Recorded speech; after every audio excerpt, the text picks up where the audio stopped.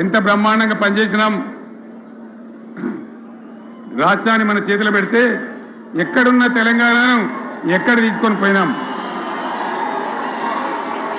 అనేక రంగాలలో please please please please please ఒకటే మాట, ఏ బాబు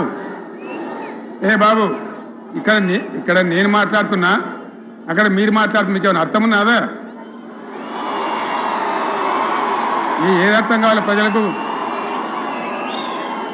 ఏం పని లేదావా? ఇదేం పద్ధతి?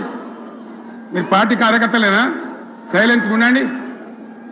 అంతమంది నన్ను లక్షల మంది మీరు 10 మంది ఏందా ఇక్కడ? 10 నిమిషాలు సైలెంట్గా ఉండలేరా?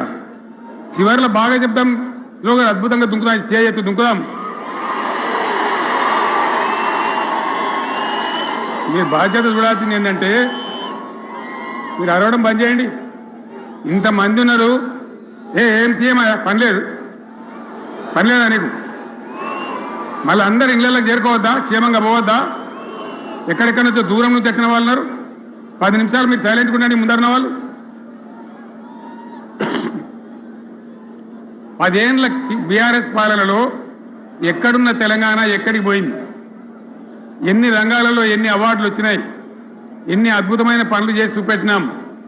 తెలంగాణ అంటే ఒకప్పుడు వెనుకబడ్డ ప్రాంతం, ఎగతాళి చేయబడ్డ ప్రాంతం, పనికిమాలిన ప్రాంతం అనే పేరు పెట్టిన ప్రాంతం.